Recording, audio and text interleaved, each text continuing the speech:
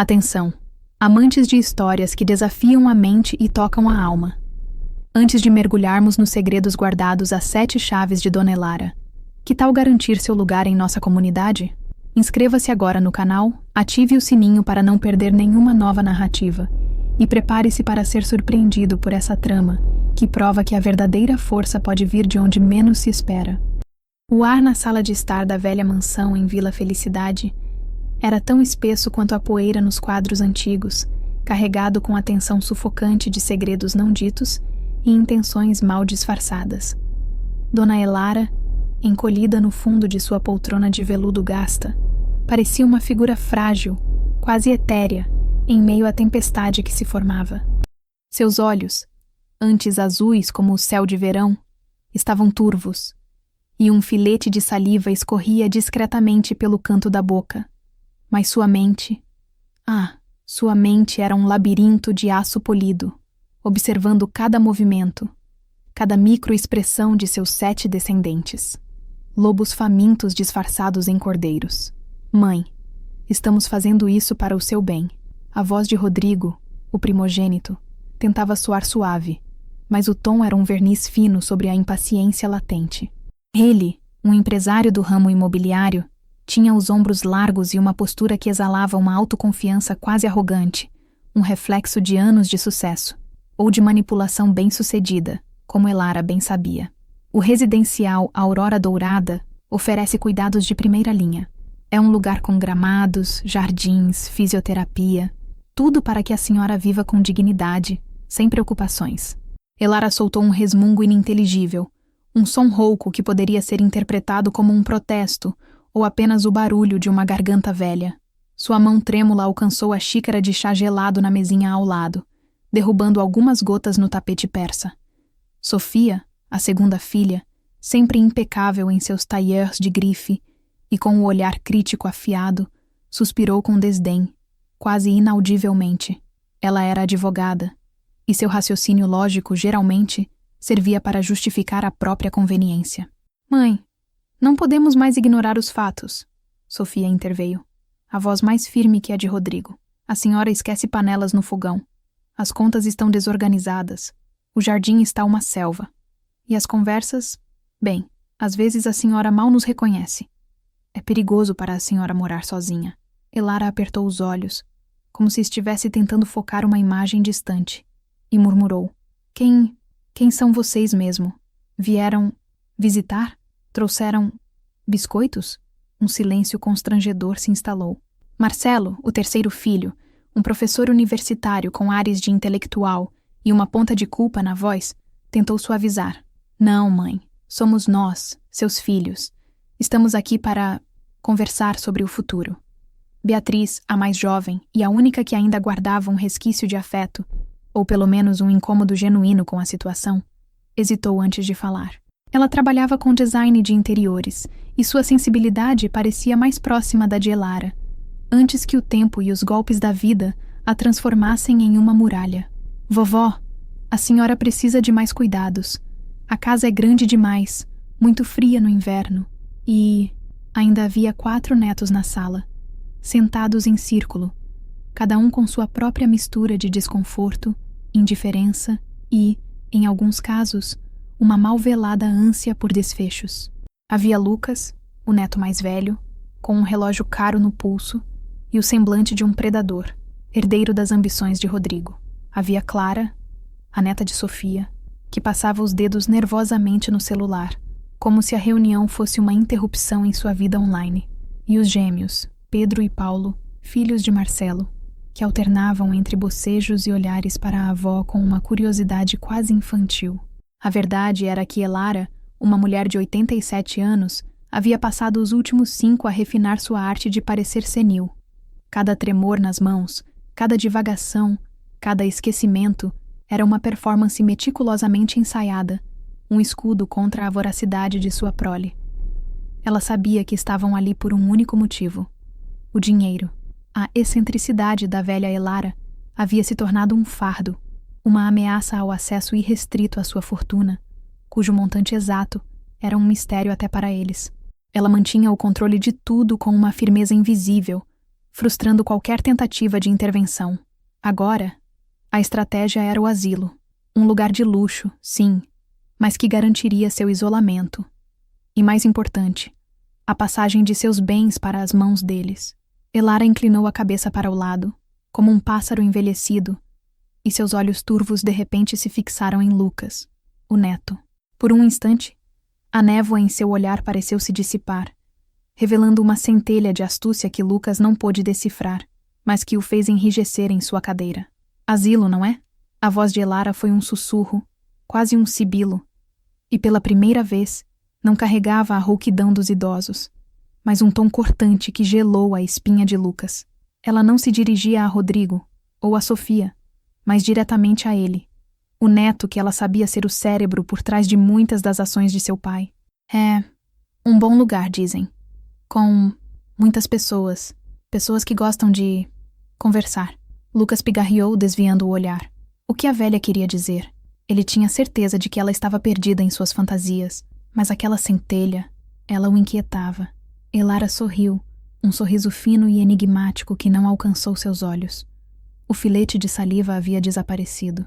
Em seu lugar, uma determinação silenciosa começou a tomar conta de sua face enrugada. A batalha pela sua liberdade e dignidade havia oficialmente começado.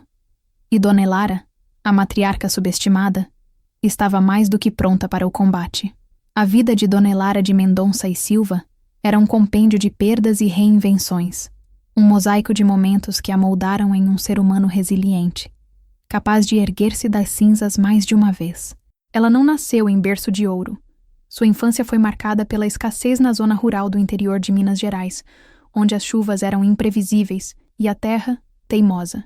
Aprendeu desde cedo o valor da observação e do silêncio, técnicas que a serviriam bem na velhice. Seu pai, um pequeno proprietário de terras que mal conseguia sustentar a família, ensinou-lhe a lidar com números e a ler as entrelinhas dos contratos, um dom raro para uma menina em sua época. Sua mãe, de quem herdou a persistência, incutiu nela a arte de tecer, não apenas com fios, mas com a própria vida, unindo pedaços díspares em um todo coeso e forte. Aos 20 anos, Elara casou-se com Horácio de Mendonça e Silva, um homem bem-sucedido no comércio de café, com quem teve os 3 primeiros filhos, Rodrigo, Sofia e Marcelo. Horácio era um homem bom, mas ingênuo, com um coração grande e um senso de negócios que, se não fosse pela astúcia discreta de Elara, o teria levado à ruína mais de uma vez. Foi ela quem, nos bastidores, aconselhou investimentos, desfez parcerias duvidosas e salvou a família de crises financeiras iminentes. Ele, por sua vez, nunca percebeu a extensão de sua genialidade, atribuindo o sucesso à própria sorte e a um instinto aguçado. A fortuna da família cresceu, mas o brilho era mais de Horácio do que dela. Elara permaneceu na sombra, a mente por trás da cortina, observando, aprendendo, planejando. Horácio faleceu cedo, de forma súbita, deixando Elara viúva com 3 filhos pequenos e um império comercial em ebulição. Muitos a subestimaram, pensando que ela não seria capaz de manter o legado. Foi nesse período que ela floresceu, transformando o império do café em algo muito maior, diversificando em investimentos imobiliários e fundos de capital, usando a sagacidade que aprendera na infância para ler o mercado como um livro aberto. Para espanto de todos, a riqueza de Elara multiplicou-se exponencialmente. Ninguém realmente entendia como ela havia conseguido. Alguns atribuíam à sorte, outros a um toque de genialidade inexplicável. A verdade era que Elara tinha um faro incomum para oportunidades, uma capacidade de prever movimentos econômicos com uma clareza quase mística. Ela era discreta, nunca ostentava, e vivia em sua mansão antiga, reclusa, alimentando a imagem de uma viúva excêntrica. Anos mais tarde, com seus filhos já adultos, Elara teve uma segunda união, breve e complexa, com um homem de perfil muito diferente de Horácio. Foi com ele que teve Beatriz, a filha caçula. Este segundo casamento foi tempestuoso, mas trouxe consigo uma lição valiosa sobre a vulnerabilidade e a importância de guardar segredos.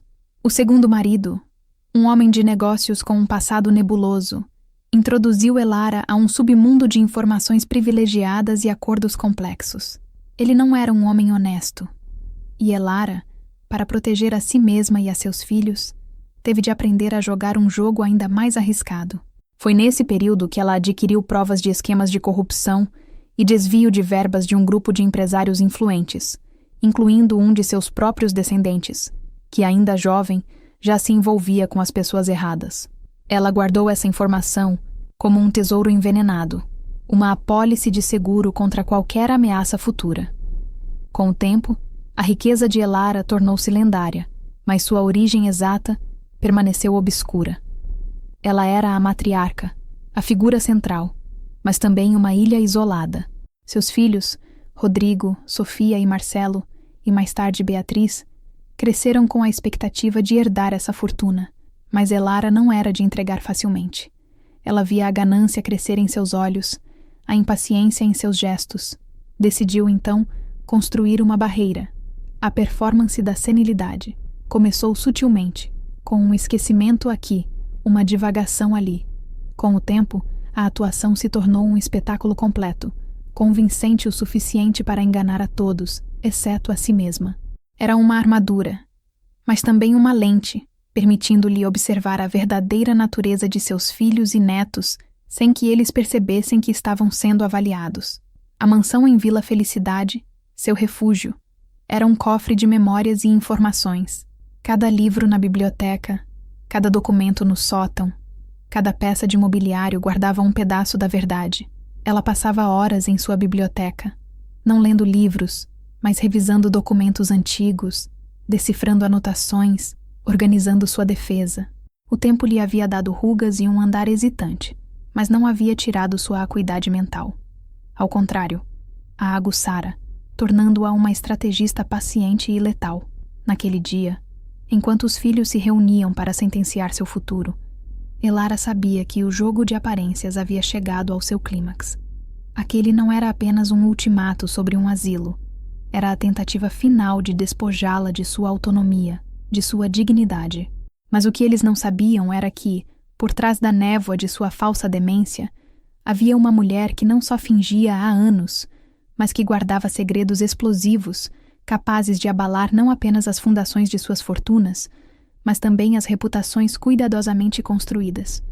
E o as na manga de Dona Elara estava prestes a ser revelado. Os dias que se seguiram ao ultimato foram um ensaio para o grande ato final. Os filhos, sentindo-se vitoriosos, redobraram as visitas, trazendo formulários, contratos e, nas entrelinhas de suas conversas, a pressão incessante para que Elara aceitasse o Aurora Dourada. Eles falavam sobre as benesses do lugar, as refeições gourmet, os jardins terapêuticos, as atividades recreativas para a mente idosa. Mas Elara via a avidez em seus olhos, a impaciência em suas vozes. Rodrigo, o mais direto, tentava convencê-la com argumentos financeiros, listando os custos da manutenção da mansão e a economia que o asilo traria. Ele, que outrora fora o filho mais apegado, agora via na mãe apenas um empecilho para o acesso à vasta e misteriosa fortuna. Sua própria empresa imobiliária passava por um período de estagnação, e ele imaginava que a herança da mãe seria o catalisador perfeito para seu próximo grande projeto.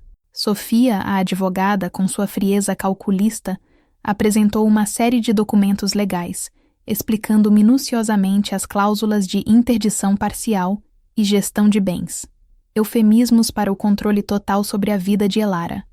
Ela, que sempre buscou a aprovação da mãe, agora usava a lei como escudo para justificar suas ações, convencida de que estava agindo de forma ética, dentro da legalidade, e que a riqueza da mãe era um direito natural dela e de seus filhos. Marcelo, o professor, era o mais relutante, atormentado por uma consciência que ainda não havia sido completamente corroída pela ambição. Ele tentava justificar a situação para si mesmo como um ato de amor, mas a culpa o roía por dentro. Ele se lembrava de uma mãe forte e astuta, e a imagem daquela velha frágil em sua poltrona o confrontava com a dureza da decisão. No entanto, sua própria situação financeira, com dívidas crescentes e uma universidade particular exigindo contribuições, o empurrava para o lado dos irmãos. Beatriz, a caçula, Era a única a se aproximar de Elara com uma genuína preocupação, embora misturada à frustração. Ela era a menos interessada na fortuna, mas via na situação da mãe uma oportunidade de resolver suas próprias inseguranças, de finalmente ter o controle de algo em sua vida, mesmo que esse algo fosse o destino de sua mãe. Lucas, o neto de Rodrigo, era o mais perigoso. Seus olhos, idênticos aos de seu pai na cobiça, eram mais afiados, menos mascarados. Ele era o lobo em pele de cordeiro, que sussurrava sugestões sobre a inevitabilidade do asilo para seus tios, que pesquisava fundos e investimentos de Elara na internet, tentando desvendar a fonte de sua riqueza.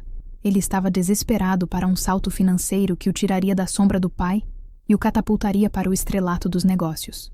Durante uma dessas visitas, enquanto Sofia lia em voz alta uma das cláusulas do contrato do asilo, Elara, em seu papel de matriarca confusa, balbuciou, quase inaudível: herança.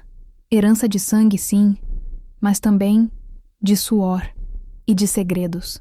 Os filhos se entreolharam, um leve desconforto pairando no ar. Rodrigo deu de ombros. A senhora está divagando, mãe. É sobre o contrato de admissão, não sobre a origem da nossa fortuna. Mas Elara não parou. Fortuna? Ah, a fortuna. Tão pesada, tão cheia de armadilhas, como aquela casa em Paraty, velha, mas valiosa, com histórias e documentos. Paraty, a casa de veraneio que Elara possuía no litoral do Rio de Janeiro, era conhecida por ser um refúgio de sua juventude, mas nunca havia sido considerada uma fonte significativa de riqueza. Rodrigo e Sofia trocaram um olhar. Havia algo mais ali? Eles haviam investigado os bens da mãe, mas a extensão total de seus ativos era um labirinto de trustes e investimentos complexos, orquestrados por uma mente que sempre se manteve um passo à frente. Mais tarde, Elara se virou para Lucas, seus olhos por um instante, focados com uma intensidade que o perturbou. Lucas, você sempre gostou de coisas escondidas, não é? Como aqueles arquivos. No escritório do seu avô. Você sempre foi tão curioso. Lucas engoliu em seco.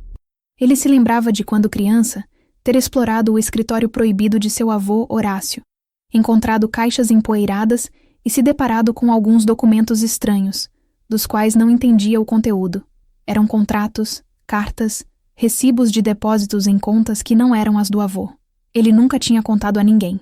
Será que a avó, em sua senilidade, estava relembrando coisas aleatórias? Ou havia um propósito em suas palavras? O suor frio começou a escorrer por sua nuca. A semente da dúvida foi plantada. Elara os observava, cada um deles, e via a hesitação, a curiosidade e, em Lucas, um medo incipiente. Ela não precisava ser explícita ainda. Apenas precisava que começassem a questionar a fachada da velha senil, a se perguntar o que mais ela sabia. A cada divagação, ela tecia sua teia, puxando os fios certos, provocando as reações desejadas. O asilo seria o campo de batalha final, mas o terreno já estava minado, e o primeiro cheque já havia sido dado. A semana seguinte foi um inferno de preparativos. A mudança para o Aurora Dourada estava marcada para o fim de semana. Caixas eram empilhadas, móveis cobertos, e a mansão, antes um refúgio de memórias, agora parecia um mausoléu prestes a ser desocupado. Os filhos, impacientes, apressavam os empregados, discutindo detalhes sobre a venda da casa e a distribuição dos bens menores. Em meio ao caos, Elara se mantinha em seu estado de quase lucidez, alternando entre momentos de clareza surpreendente e devaneios profundos. Na quinta-feira à tarde, com todos os 7 descendentes reunidos na sala de estar para assinar os últimos documentos, o ambiente estava carregado. Rodrigo, impaciente, entregou-lhe uma caneta. Mãe, apenas um rabisco aqui. É o formulário final para a sua internação. Elara pegou a caneta, mas em vez de assinar, a derrubou no chão de mármore. Um ruído seco ecoou. Ela olhou para a caneta, depois para o rosto de Rodrigo, e de repente, seus olhos azuis se tornaram límpidos, penetrantes. Não havia mais a turvação, nem o filete de saliva. A transformação foi instantânea, chocante. Internação? A voz de Elara soou clara, forte, ressoando pela sala. Vocês realmente acharam que eu seria tão fácil? Tão tola? Um silêncio sepulcral caiu sobre a sala. Rodrigo e Sofia se entreolharam, atônitos. Marcelo empalideceu. Beatriz deixou cair o vaso de flores que segurava. Lucas, que estava de pé, cambaleou. Mãe, Rodrigo murmurou, a voz quase um sussurro. O que a senhora está... O que eu estou? Elara retrucou, erguendo-se lentamente da poltrona. Seu andar era firme agora, a coluna ereta, desafiando os anos. Estou lúcida, meu caro. Estive lúcida o tempo todo. Cada esquecimento, cada balbuceio, cada xícara de chá derrubada. Foi uma performance. Uma longa e exaustiva performance, para que vocês mostrassem a verdadeira extensão da ganância de vocês. Os filhos se encolheram. A atmosfera havia mudado completamente. A presa se tornara a caçadora. Vocês querem saber de onde veio a minha fortuna, não é? Elara continuou, a voz carregada de uma ironia mordaz. Não veio apenas do café de seu pai, Horácio. Ele era um bom homem, mas ingênuo. A maior parte veio do meu próprio faro, da minha astúcia, e de um jogo muito mais sujo do que vocês poderiam imaginar. Ela caminhou lentamente até uma estante, onde repousava um globo terrestre antigo. Girou-o, parando-o com o dedo em um ponto no mapa. Nos anos 80, o Brasil passava por uma crise financeira. Muitos perderam tudo. Mas eu vi uma oportunidade. O segundo marido de vocês, Beatriz, aquele homem com quem me casei brevemente, ele não era flor que se cheire, mas me deu acesso a informações privilegiadas sobre títulos de dívida, esquemas de subvalorização de imóveis por grandes corporações. Nada ilegal em si, mas eticamente questionável. Eu usei essas informações, sim, mas as usei contra aqueles que exploravam os mais fracos. Comprei terras e imóveis por valores irrisórios de pessoas desesperadas. Sim, mas de forma legal. Vendi por milhões anos depois, quando o mercado se recuperou. Foi um jogo de paciência, de nervos de aço e de muito sangue frio. Não foi herança fácil, foi riqueza forjada em tempos sombrios. A revelação foi um choque, mas o golpe seguinte foi ainda mais devastador. Mas isso é apenas a ponta do iceberg. Elara continuou, sua voz baixa e perigosa. Ela se virou para Lucas, que parecia ter enraizado no chão, o rosto pálido. Você, Lucas, tão interessado em minhas fortunas, tão ambicioso. Você se lembra do escritório de seu avô? Aquelas caixas empoeiradas que você encontrou quando criança? Você foi curioso. E eu guardei os segredos que estavam nelas. Lucas tentou falar, mas a voz não saiu. Eu tenho provas, Elara declarou, sua voz subindo em tom, enchendo a sala. Provas irrefutáveis de que um de vocês não é tão limpo quanto parece. Lembro-me de cada detalhe, cada número, cada nome. Ela olhou diretamente para Lucas. Você se lembra daquele consórcio de investimentos na Bahia, Lucas? Aquele projeto de resort de luxo que ruiu, deixando centenas de pequenos investidores na miséria? Aquele que seu avô estava investigando por suspeita de desvio de verbas e fraude fiscal? Pois bem, eu tenho os documentos, as transações, os nomes dos envolvidos. E entre eles, para minha tristeza, está o seu nome, Lucas. Ainda que jovem na época, você era o braço direito de seu pai, Rodrigo, e manipulava os contatos e os documentos. Você se valeu de informações privilegiadas para lucrar com a desgraça alheia, desviando fundos e forjando assinaturas. Seu pai te protegeu, mas eu guardei os originais. As cópias que estão com seu pai são apenas uma versão adulterada para te proteger, mas os originais estão comigo. Um silêncio ainda mais pesado preencheu a sala. Rodrigo olhou para o filho, seus olhos em choque, depois para a mãe, uma mistura de horror e incredulidade em seu rosto. Sofia e Marcelo estavam paralisados. Beatriz observava a cena, os olhos marejados de lágrimas, dividida entre a dor e o respeito pela força da mãe. Lucas, em contraste, tremeu.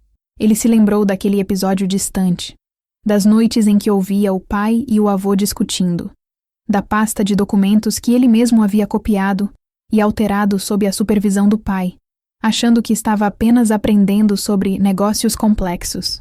Ele nunca imaginou que a avó soubesse a verdadeira extensão de seu envolvimento. Se eu for para aquele asilo, Elara declarou, sua voz como uma sentença, todos esses segredos virão à tona.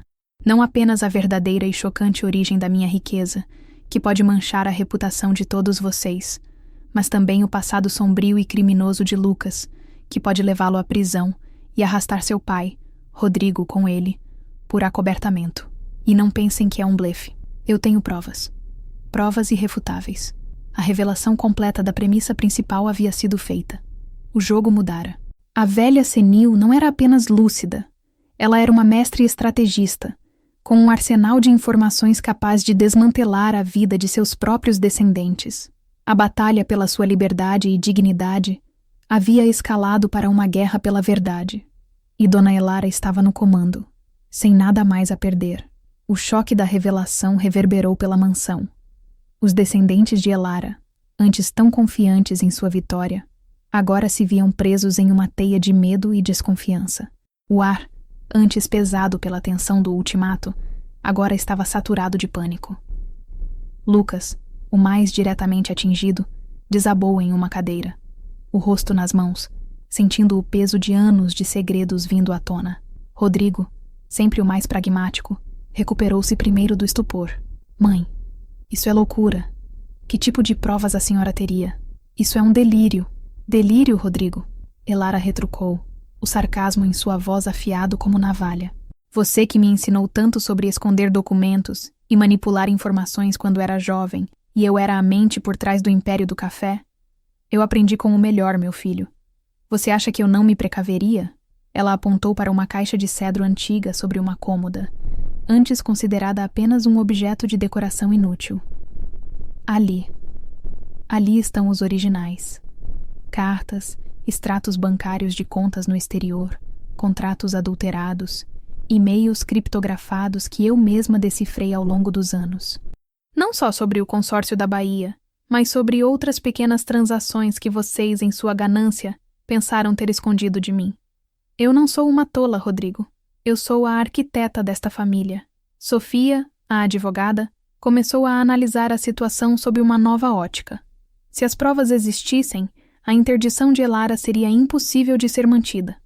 Além disso, a reputação da família, construída com tanto esmero, seria destruída. Seu próprio escritório sofreria um golpe irreparável se seu irmão e sobrinho estivessem envolvidos em um escândalo desse porte. Mãe, pense bem, Sofia tentou. A voz mais suave, mais calculista. Se a senhora revelar isso, não prejudicará apenas Lucas. Prejudicará a todos nós. A imprensa é meu menor problema. Elara cortou impaciente. Meu problema é a minha dignidade, que vocês tentaram roubar. Meu problema é o destino de uma mulher que trabalhou, suou e sacrificou para construir o que vocês querem destruir. Vocês me subestimaram por anos. Me trataram como uma velhinha senil e irritante. E agora, querem me descartar como lixo em um asilo de luxo. Marcelo, vendo a seriedade da situação, finalmente interveio. Mãe, por favor, vamos conversar. Talvez haja um mal-entendido. Podemos encontrar outra solução. Elara sorriu, mas não um sorriso caloroso, e sim um de triunfo contido. Outra solução? Vocês tiveram anos para pensar em outra solução, mas só pensaram em me aprisionar. Agora a solução é minha, e ela envolve a verdade. A batalha psicológica continuou. Os dias seguintes foram marcados por tentativas desesperadas dos filhos de Elara de negociar, de encontrar as provas, de minimizar os danos. Rodrigo e Sofia tentaram suborná-la com ofertas de liberdade, com promessas de respeito e autonomia. Elara os escutava, seus olhos astutos acompanhando cada movimento. Mas sua determinação era inabalável. Lucas, sob a pressão da família, tentou se aproximar de Elara, chorando, pedindo perdão. Vovó, eu fui ingênuo, fui manipulado. Eu não sabia a dimensão do que estava fazendo. Por favor, não destrua a vida do seu neto. Elara o olhou com uma tristeza genuína, misturada com uma ponta de dureza. Você não sabia, Lucas? Você sempre foi inteligente demais para não saber. Você se deixou levar pela ambição, pela mesma ganância que consome seu pai. Você tem sua parcela de culpa, e ela é pesada. Beatriz, a mais sensível, foi a única a realmente se conectar com a mãe naquele momento. Ela a abraçou, chorando. Eu sinto muito, mãe. Sinto muito por termos sido tão cegos, por não termos a visto de verdade. Elara se permitiu um momento de ternura com Beatriz, acariciando seus cabelos. Você é a única que ainda guarda um pouco de humanidade, minha filha. Espero que esta lição sirva para você. A mansão, que antes era o palco do jogo da senilidade, agora era o centro de uma guerra de nervos. Os filhos passavam horas em reuniões a portas fechadas, discutindo estratégias, sem saber que Elara os ouvia através de um sistema de escuta rudimentar que ela havia instalado anos atrás.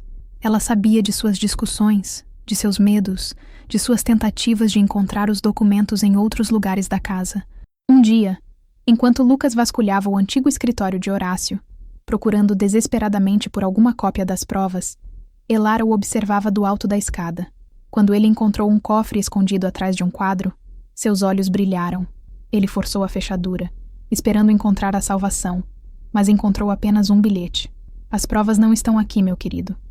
Elas estão onde você menos esperaria. O jogo só termina quando eu digo que termina. Lucas jogou o bilhete no chão, frustrado. Elara sorriu. Ela havia mudado os documentos para um local completamente seguro, um banco em outro estado, com instruções claras para serem divulgados se algo acontecesse a ela. Ela havia se assegurado de que seu cheque-mate fosse irreversível. As rachaduras na fachada da família agora eram grandes fendas, revelando a podridão por baixo. A pressão era insuportável para eles, mas Elara estava apenas começando. A data da internação no Aurora Dourada chegou. No ar, pairava uma expectativa febril, quase palpável, na sala de estar da mansão. Os filhos e netos estavam reunidos, visivelmente desgastados pela batalha psicológica dos últimos dias. Seus rostos exibiam olheiras, a postura curvada, e a arrogância de outrora havia dado lugar a um nervosismo contido. Eles sabiam que aquele era o dia D, o momento da verdade. Elara, impecavelmente vestida, sentou-se novamente em sua poltrona, mas desta vez sua postura era régia, seus olhos faiscantes. Não havia mais vestígios da fragilidade ou da demência. Ela era a rainha em seu tabuleiro de xadrez, prestes a dar o golpe final. Então, a voz de Elara cortou o silêncio. As malas estão prontas? O carro do asilo já chegou?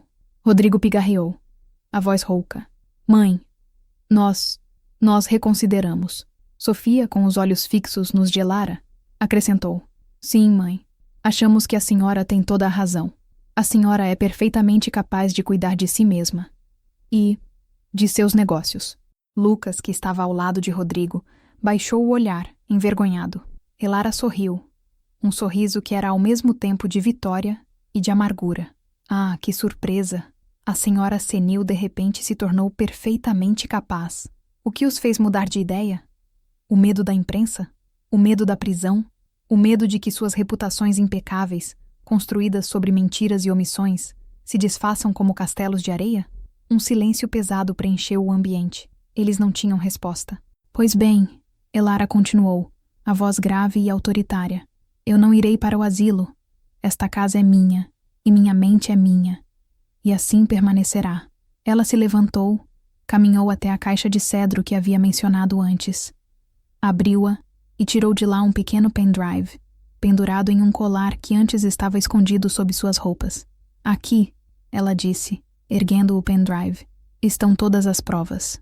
Não apenas as relacionadas ao consórcio da Bahia e a Lucas, mas também sobre outras manobras financeiras duvidosas que alguns de vocês fizeram ao longo dos anos, pensando que eu não veria. Pequenos desvios, lavagens discretas, favorecimentos ilícitos, tudo.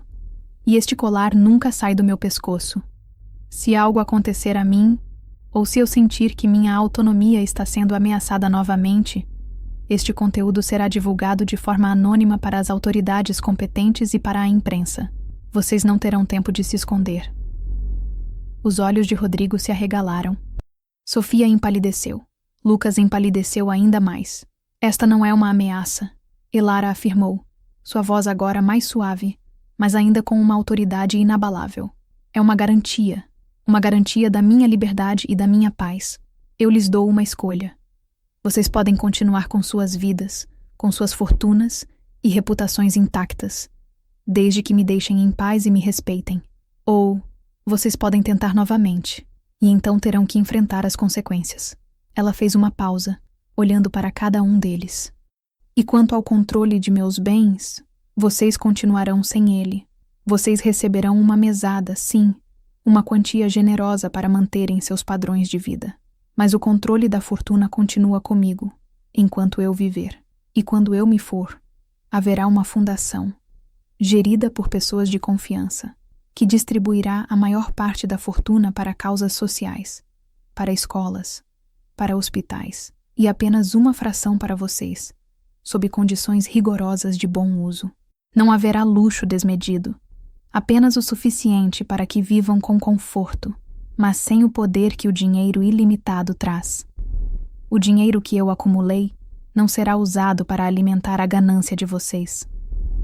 A decisão final de Elara os chocou mais do que a revelação dos segredos. A mesada era um golpe duro para as ambições desenfreadas, e a fundação, um muro intransponível para o acesso total à herança. Lucas, apesar do alívio em saber que seu segredo imediato não seria exposto, sentiu a frustração do controle que nunca teria sobre a fortuna da avó. Mas pela primeira vez, ele viu a avó não como uma fonte de recursos, mas como uma mulher de poder e inteligência que o superava em muito. Rodrigo e Sofia, que haviam planejado cada passo para tomar o controle, foram forçados a engolir a derrota. O plano de Elara era um xeque-mate perfeito. Não havia como reagir sem se destruir. Elara os observou por um longo momento, o silêncio da sala ecoando a magnitude de sua vitória. Esta casa estará sempre aberta para vocês, como família, mas não como invasores. E vocês aprenderão a me respeitar, não por medo, mas por compreensão. Compreensão de que a sabedoria e a força de uma mulher jamais devem ser subestimadas, especialmente quando ela tem um as na manga e décadas de experiência em sobreviver aos jogos mais sujos da vida. A batalha estava ganha. O asilo, que deveria ser o fim da linha para Dona Elara, tornou-se o início de sua redenção e a reafirmação de seu poder. Ela havia provado que a idade não é sinônimo de fragilidade e que a mente, quando afiada pela experiência e protegida pelo propósito, pode ser a arma mais potente de todas. Os lobos famintos foram domados e a matriarca, uma vez subestimada, reassumiu seu lugar de direito, não apenas como a guardiã da fortuna, mas como a verdadeira bússola moral de sua família, ditando as regras do jogo a partir de então. E assim, Dona Elara de Mendonça e Silva, a mulher que fingiu demência para sobreviver, finalmente pôde viver em paz, rodeada pela reverência e pelo temor de seus herdeiros. Se a jornada de Dona Elara, a matriarca que virou o jogo contra a própria família, tocou você e fez seu coração vibrar, então você já faz parte da nossa comunidade. Mas para não perder nenhuma de nossas próximas narrativas envolventes, que tal dar aquele empurrãozinho? Inscreva-se agora no canal, deixe seu like para nos mostrar que você amou essa história e, claro, não deixe de comentar o que mais te surpreendeu. Sua participação é o que nos inspira a continuar desvendando mais segredos e tramas incríveis. Até a próxima história.